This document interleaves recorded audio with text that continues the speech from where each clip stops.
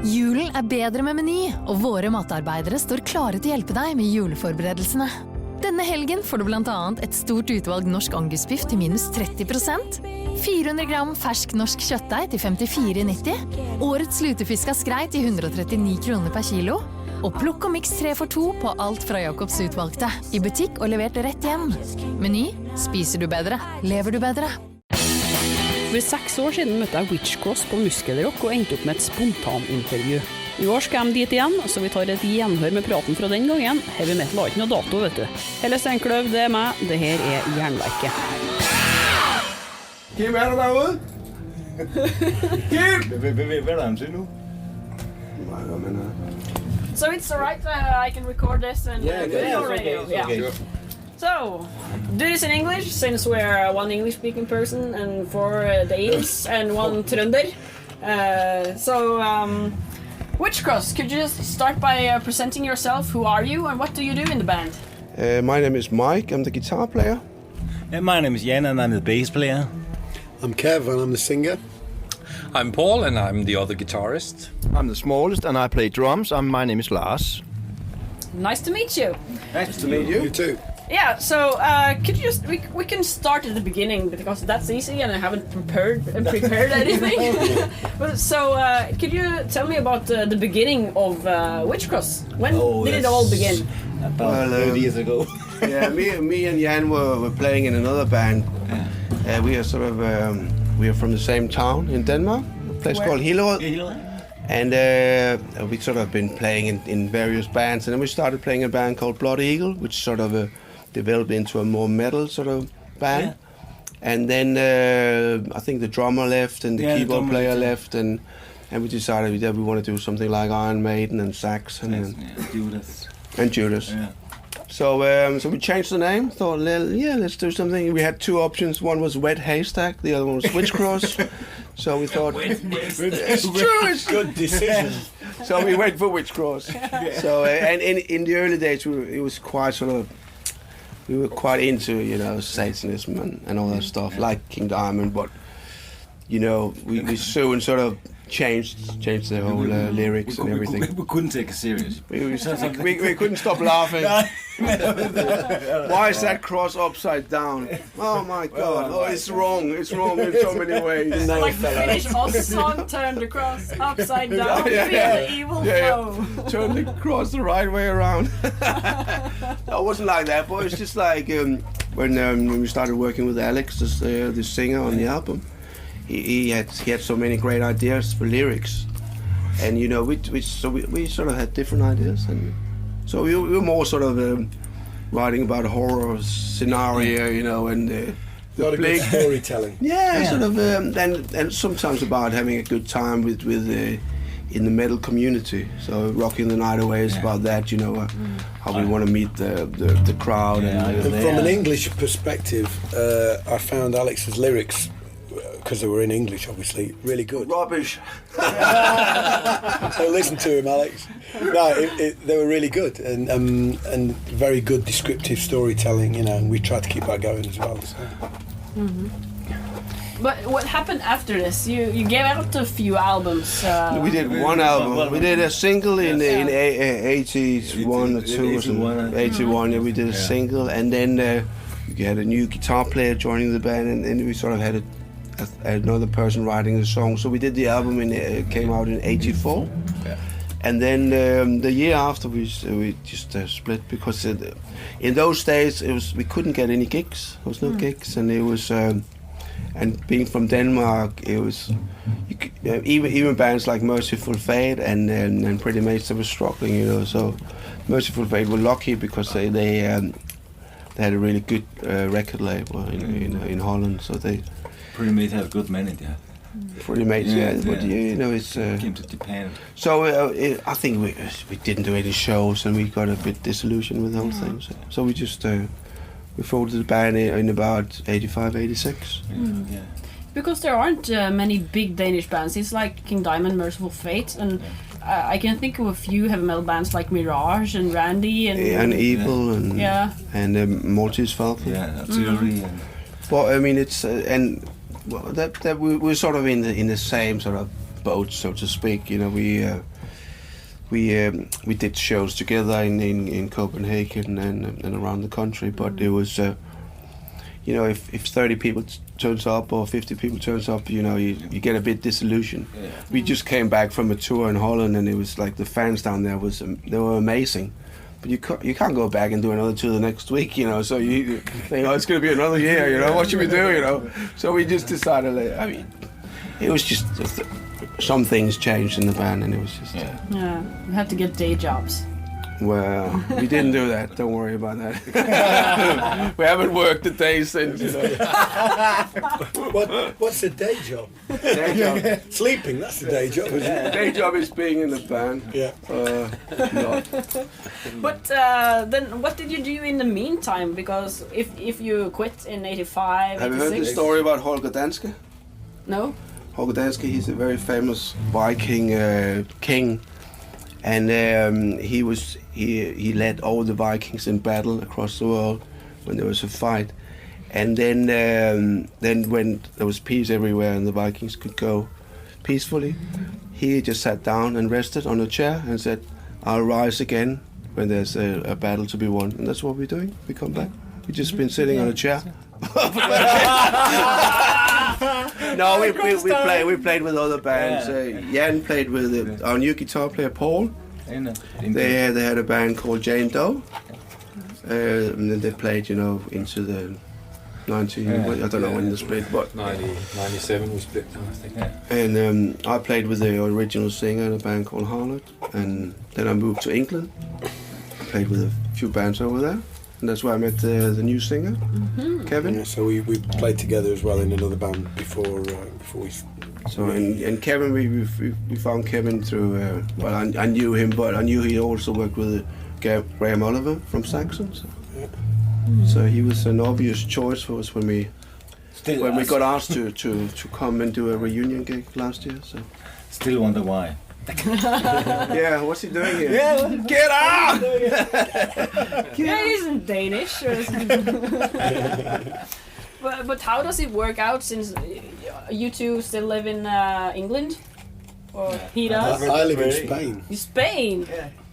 I live in He Sweden. lives in Sweden. And I'm me in Denmark. Yeah, and I've been back too. And I live in England. Okay. So you got four countries. Four countries, yeah. Yeah, so... Some kind of international. We should call ourselves EU.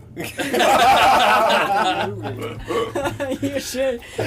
But how do you manage then to rehearse? You know, We don't. You just after 25 years, you just went on the stage at Keep It True. I'll tell you what, it's not far off that. In fact, No, it's not. We normally try to get as much work done when we're together, and it's quite a hectic schedule. You know, I mean, if we did that every day of the year, we'd probably be very famous now. Well, we'd be sick of each other anyway. But no, we just when we have a show, we try to do maybe smaller shows before and do some rehearsal. And we did a show yesterday before this one. yeah, and we try to fit in it if there's a video to be made or some photo shoots to do. It's all done in a very compact, committed sort of amount of time while we're together. Plus nowadays with the internet, we can do so much. I mean, Mike and I write together, but we're rarely in the same room when we do it, you know. Yeah. So. But it's probably because of the internet too. This new heavy metal flow came back. Yeah. Absolutely, we didn't know anything about it. I mean, when we played last year at Keep It True, we didn't know what to expect. And It was absolutely awesome. Yeah, it was really fantastic. That was your first gig. But that was why we got back together, because we were asked to play at Keep It True last year. So Oliver asked you, or Yeah.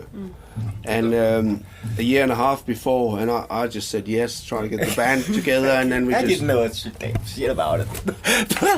He just asked me, I've just signed a contract, do you want to play? Okay. Yeah, because it was the interview, wasn't it, in one of the mags? Yeah, we did an interview. Is the band getting back together? Yeah. So we said, right, better do that then. But how did it all work out? You know, you two you had written all the songs on the first album, and you were the core of the band. Well, so how do you get 3 other guys that haven't played your songs to say, Well, hey, these are our songs, Jan was very learn much them. involved, and And so the new guys, Lars was actually touring with us back then as well. Yes, in the 80s. So he took over from the drummer, so he was our drummer in '84 when we did all the touring and all the videos and whatever we done there. All the hair was black. So he sort of knew. And long. Yeah, and long. Yeah. Now it's grey and short. But you have cool pants, so that's Yeah. That's all he needs. Don't tell them about that. And you know, Kevin's already worked in that sort of genre, so to speak. You know, so he knows. And I knew he would do great on stage. You know, so didn't worry too much about that. And Paul is a very good friend of mine, and also obviously he played with Jan as well. So, We knew his choice. so we were kind of connected Somehow. without having been together. You know, we'd all kind of done various permutations. so if we sound shit, that's the reason why. If you sound good, we don't know why. That is chemistry, isn't it? Somehow say, thank God for Skype. That's right. But you said on the stage that you've done a new album now. Yeah, that's How are you doing the songwriting now? Who's writing the songs? And it's mostly Mike and Kevin. So you just Yeah, keep but I dance. have written one song, and I think Paul had one song too. Okay.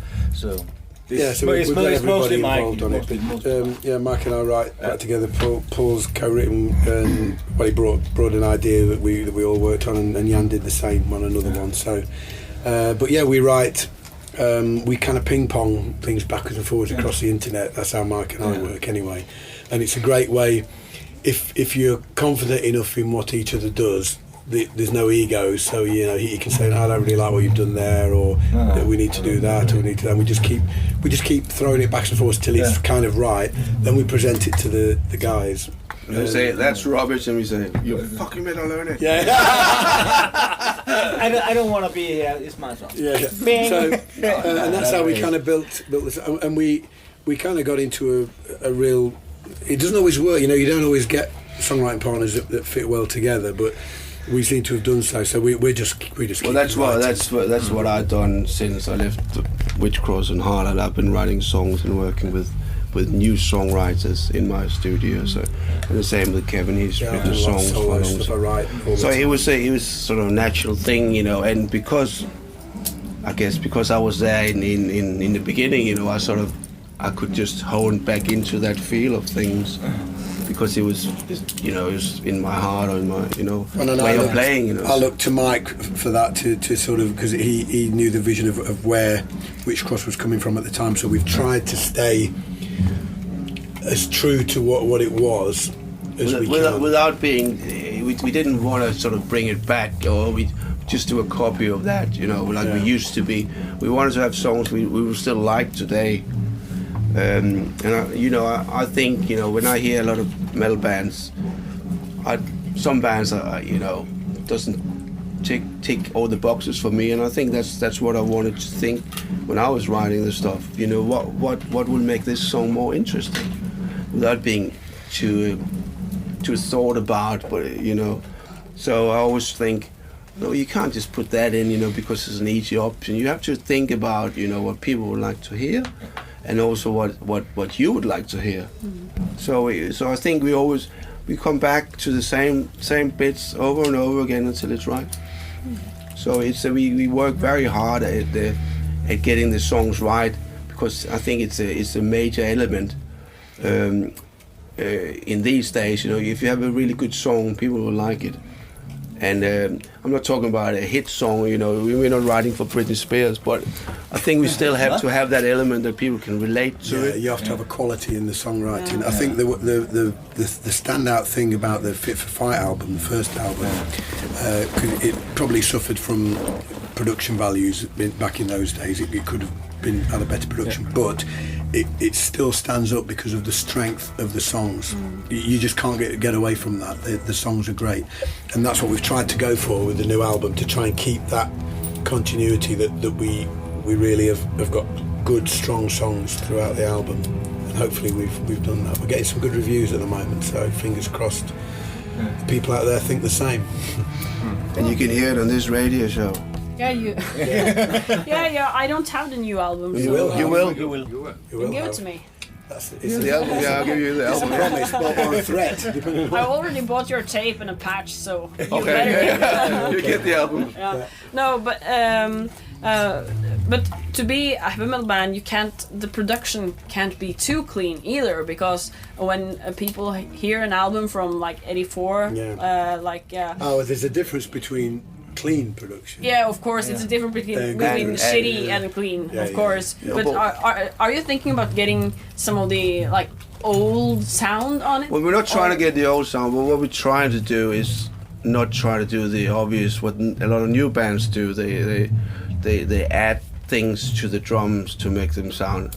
If you hear Ozzy Osbourne and stuff, it's like got a lot of keyboard, got a lot of added drums, and gets that sort of very modern sound. Yeah, it loses its way somehow. But and we went to Chris Tangeridis, who did Anvil and Judas Priest, and we asked him to mix the album for us. So to give, so you have that sort of old sound, but top end whole sound, if you know what I mean, So because I could mix the album myself, but I wouldn't be happy with it, And it goes back to the fact that if I want to listen to something, it doesn't need to sound polished, but it needs to be good to listen to. And when we did the old Witchcross album, even people said, "Oh, that's old school," but we didn't try to make it rough or anything, So, I mean, it was just the way things were, back then. So I don't think you should, because then it becomes contrived. People say, "Oh, they're back to the root," but they're not. They're just trying to be something they're not really, Because I mean, how can you be a musician and want it to sound shit? Yeah. I mean, that doesn't make sense. No, it doesn't make sense. One of the reviews I read yesterday said that the new album sounds both retro and modern, and I like that because it's got elements of both. We've done the best we can. It certainly has a nod to the values of what the band were when it started. Well, it's two guitars, bass and drums and vocals. That's what it is. Yeah. We haven't done a lot of overdubs. There's a few things where there might be an extra guitar, but no keyboards, nothing. We didn't want all that stuff. So I couldn't get a job in Witchcross then. Are you a keyboard player? Okay, you were. Yeah. Maybe you could. You can play the intro. Yeah, You can play the intro naked on an organ. That's the guy out of Monty Python. Yeah, there's a guy doing it. Then it's all right. If it's a girl, you get in trouble. Yeah, no girls in heavy metal, please. No. Å få private bilder spredt på nett noe av det vondeste som kan skje. Og midt i all fortvilelsen det lett å føle seg totalt hjelpeløs. Hva ville du gjort i en slik situasjon? For sikkerhetens skyld har vi inkludert viktige sikkerhetstjenester i våre mobilabonnement. Du kan blant annet få hjelp til å fjerne uønsket innhold på nett. Bli tryggere med mobilabonnement fra Telenor. Se telenor.no. Julen bedre med Meny, og våre matarbeidere står klare til å hjelpe deg med juleforberedelsene. Denne helgen får du blant annet et stort utvalg norsk angusbiff til minus 30%, 400 gram fersk norsk kjøttdeig til 54,90, årets lutefisk av skrei til 139 kroner per kilo, og plukk og miks 3 for 2 på alt fra Jakobs utvalgte, i butikk og levert rett hjem. Meny, spiser du bedre, lever du bedre.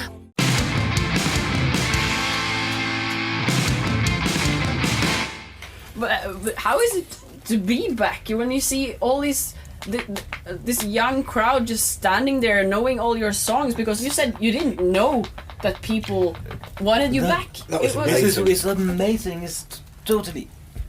I got bad back. This was when we played in Frankfurt at the Keep It True Festival. I didn't expect it, that kind of people crowd. It's what? I think what's happened is you've got a whole generation that kind of found the first album secondhand through other friends who were probably a bit older at the time, and suddenly they have this chance to hear these songs that are in their heads live for the first time. They never thought they'd ever get to hear them live, and the kind of feeling we got off the crowd, it's very hard to describe. It was like, my God, we're actually hearing it. I got that vibe off the crowd. They're singing Killer Dogs. It's there. And I really had that feeling from them, and it was like a real honour to be on stage doing that. Yeah. And I know the guys who were there in the beginning, they were like, it was just like a wave that hit them. Like, this is unbelievable. Even today, I got that goosebumps down my back. It's thinking, something you did way back, people still appreciate it. It's just amazing, so. Things has happened fast with you after the comeback last year. That's pretty much 1 year ago now. You get this great box set given out, the limited edition box set. How did that come? We must give a shout out to Hell's Headbangers. But it was a lot of different things that sort of came together, because I had in my head, when I a couple of years back, I decided I wanted to maybe do another Witchcross album. So I just put a Facebook group together and got some of the old guys on there, just the memory of it. And I thought, just see if people think. And then Jan made connection with this French guy who did an interview, and Jan said, I think there's something about the album coming out. I said, what? And so he asked me, what do you think about this new album coming? That's another bloody pirate album. I was having a go at them. Then the next thing, I get an email from this guy in America. Oh no, we want to do the right thing. I say, but then you have to ask us, And he didn't hear anything back from him, And I think probably pissed the guy off. And then the next thing, we get this album comes in, and it's just amazing, what they've done. All the old demos and all the photos from everything. And I didn't have a clue they were doing it, to be honest, So that just, together with that interview and the reunion concert, everything just came together in an amazing way, And they really pushed it, the product and the band really well, the American label. So when we did the new album, we said, well, we're gonna go with these guys if they can do it. They're a small label. They do death metal and stuff. So maybe we were not the right band for them, but we said, they done so much good work for us. We gonna do the new album with them, and luckily they were very happy to work with us on this, and it's proved that it's been a brilliant thing as well. For the new album, they've done really good work with it. We were very mindful of trying to keep the momentum going, which is why Mike and I got straight down to writing really as soon as we saw the interest was building again. We just got straight into writing so that we would, it wouldn't be too long before we had some new product out there, No, we play even at Keep It True, the first gig we played a new song now. So. That's right. Yeah. So it's that's right. But some of the old bands, like I saw Repulsion, I don't know if you know them from the US, like death grindcore band, that they came with one album in '89, and they've also done the same thing as you. They came back after a long break, and they decided not to do anything new with the Repulsion name, because since people were like appreciating their first album so much, they didn't want to do a new one, and they're only doing old stuff because they're afraid that it will fall through. It's a big risk.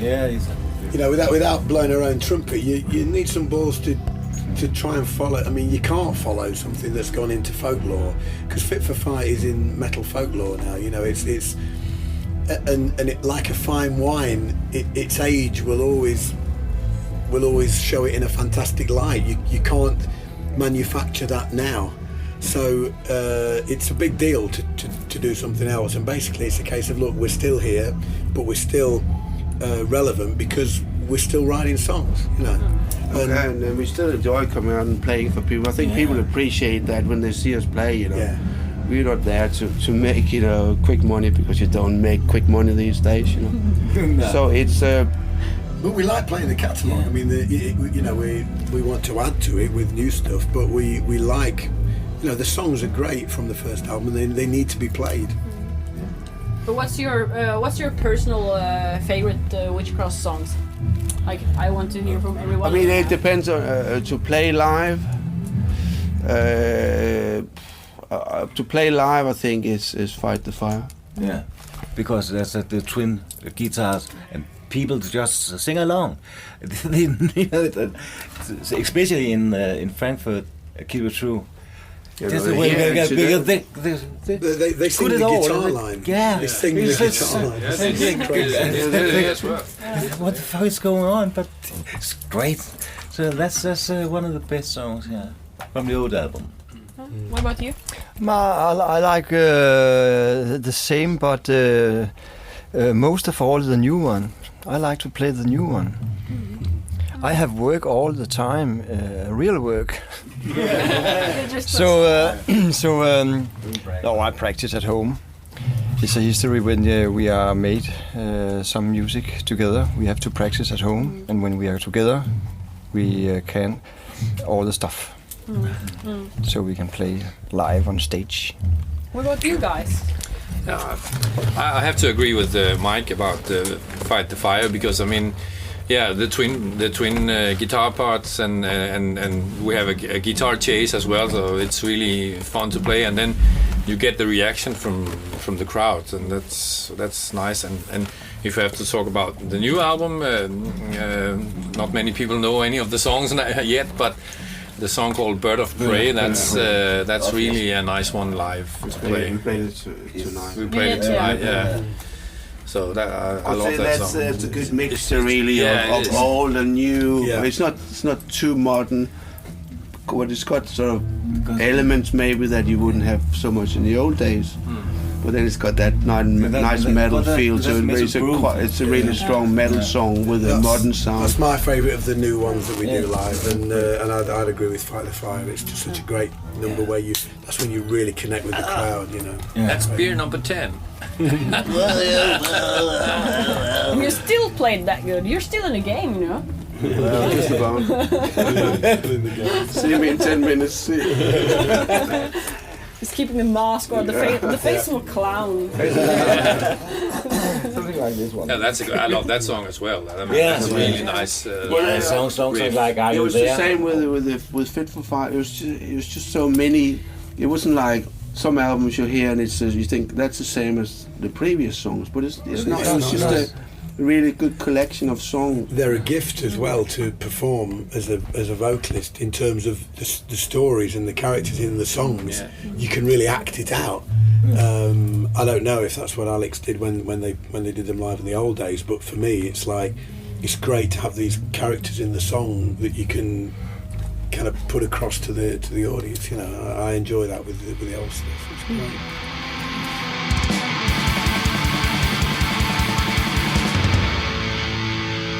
But we can go back to Denmark. Do you follow the Danish scene now? Because I've seen that in Norway and Sweden we have this. I don't know if I can call it revival because it has some new elements in it too. With the thrash is coming back. There are really good heavy metal bands. They're coming from Norway and Sweden and some from Finland. But we aren't hearing much from Denmark. There are like Volbeat, and that's that. That's it, yeah. Well, I mean, there's a few new bands coming out of Denmark, but it's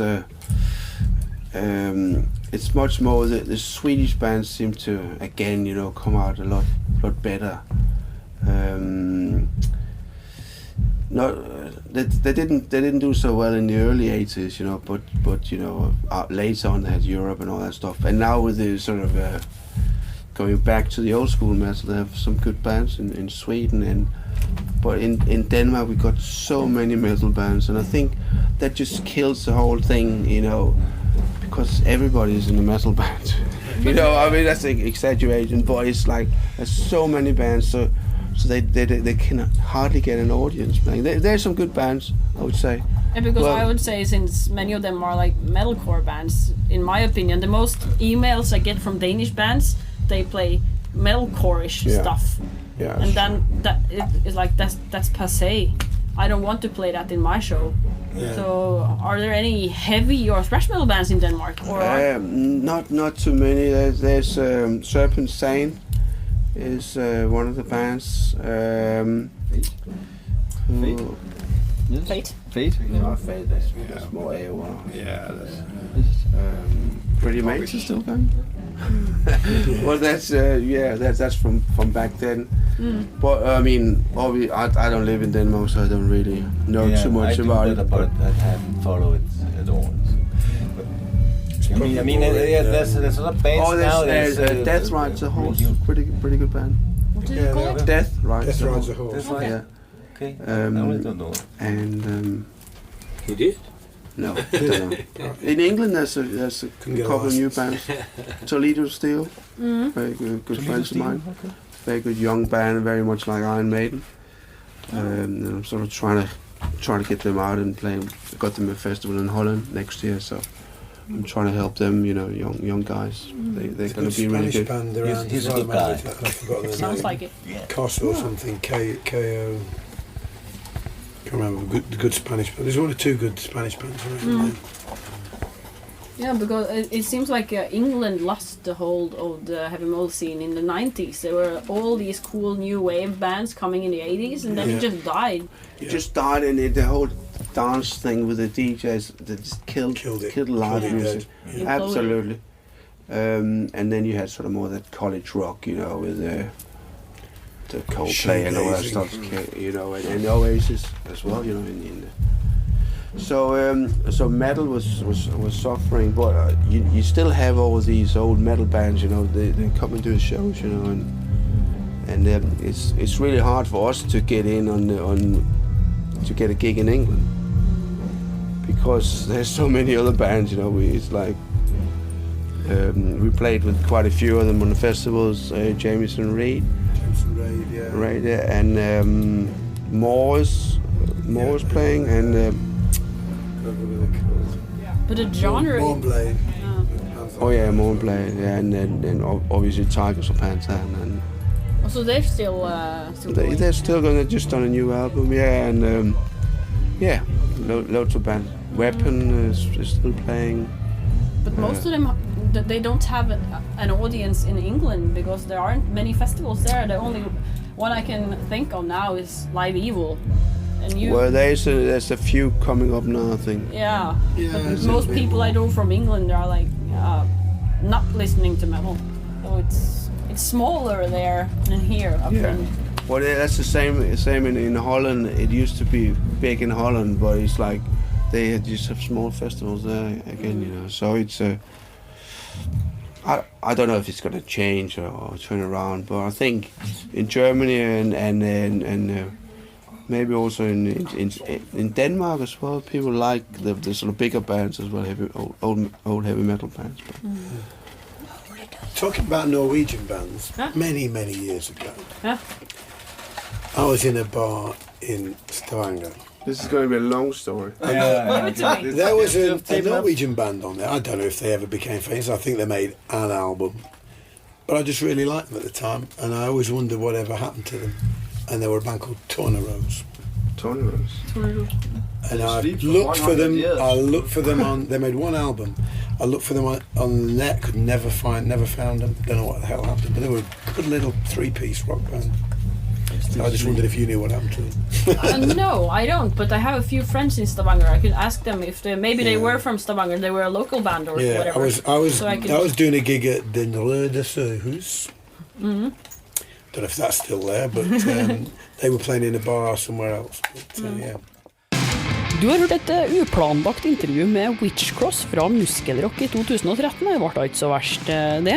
Neste vekka tar vi en runde med Turboneger, som snart kommer til over Oslo og Trondheim Rocks. I don't consider rock music or the idea of like young and free-spirited people being a rebellious force in society anymore, because they became the society.